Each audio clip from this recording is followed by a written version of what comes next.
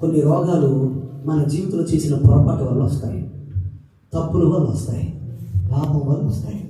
దావీదు జీవితంలో ఎందుకు రోగం వచ్చింది?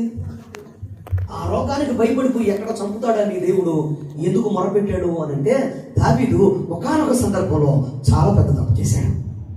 ఏ తప్పు చేశాడు, ఎలాంటి తప్పు చేశాడు అని అంటే, దావీదు ఏం చేశాడు తెలుసా? తన సైన్యాన్ని దేవుడు అనుమతించకుండా లెక్కించాడు. ఏం చేశాడు? తన బలమెంతో, తన శక్తితో చాలా పెద్దగా విస్తరించిపోయాడు. ఏమేడు? చిన్నగా ప్రారంభించిన దావీదు రాజ్యాన్ని జయించుకుంటూ అనేక రాజులను జయించుకుంటూ సైన్యాన్ని కలిపేసుకొని రాజ్యాన్ని కలిపేసుకొని చాలా పెద్దవాడైపోయాడు. చాలా పెద్దవాడైపోయిన తర్వాత ఏం చేస్తున్నాడు తెలుసా? అసలు నేను ఎంత విస్తరించానో, ఎంత పెద్ద నేను ఏం చేస్తున్నానంటే మెల్లగా సైన్యాన్ని లెక్కించడం ప్రారంభించాను. అది దేవునికి చాలా కోపాన్ని రేకెత్తించింది. ఈరోజు నా ప్రియ సహోదరులు, చాలా మంది జీవితాల్లో ఎందుకు మరణకరమైన రోగాలు వస్తాయనంటే, దేవుని శక్తి మీద, బలం మీద ఆధారపడకుండా, దేవుని సన్నిధిలో దేవుని శక్తి మీద, ఆ యొక్క అద్భుతమైన దేవుని కృప మీద ఆధారపడకుండా, వారి శక్తి చేత, వారి బలము చేత, నా ఉద్యోగం చేత, లేకపోతే నా చేత ఇవన్నీ వచ్చి నేను ఏం చేస్తాను తెలుసా? చూసి లెక్కించుకొని గర్వపడుతూ ఉంటారా? ఎందుకు ఈ మాట మీకు చెప్తానంటే, ఒకప్పుడు మీరు దేవుని సన్నిధికి వచ్చినప్పుడు, అంటే ఒకప్పుడు ఉద్యోగాలు లేనప్పుడు మీరు ఏం చేశారంటే, ఏది పొందుకున్నా దేవుని కృప అన్నారు. ఇప్పుడేమంటున్నారు?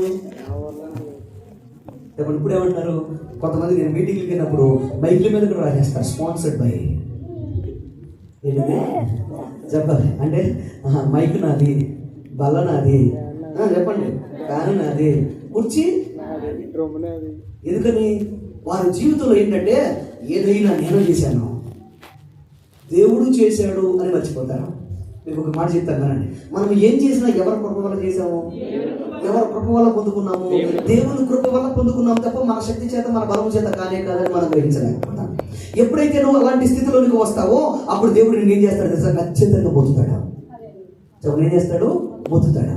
దావీదు ఎప్పుడైతే మొత్తపడినప్పుడు ఏం చేస్తాడు తెలుసా? భయంకరమైన వేదనతో, బాధతో అంటున్నాడు, దేవా యెహోవా నన్ను స్వస్థపరచమని అన్నాడు. మీలో, మీ జీవితంలో అనేక రోగాల గల కారణాలు ఏంటి తెలుసా?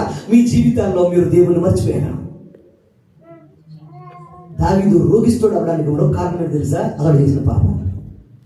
ఏం చేశాడు? అధికారం ఉన్న తర్వాత ఏమైనా చేయొచ్చు అనుకుని పాపం చేశాడు. దానివల్ల ఏమైనా తెలుసా? భయంకరమైన రోగాలు మారిపోయాడు. ఈరోజు నా ప్రియతముడు, ప్రియ సహోదరుడా, దేవుడు మీకు అవకాశం ఇచ్చాడు. మీకన్నా శక్తివంతులు, మీకన్నా బలవంతులు, మీకన్నా జ్ఞానవంతులు, మీకన్నా తెలియని వారు, మీకన్నా డిగ్రీలు ఉన్నవారు, మీకన్నా అద్భుతమైన బిరుదులు సంపాదించారు.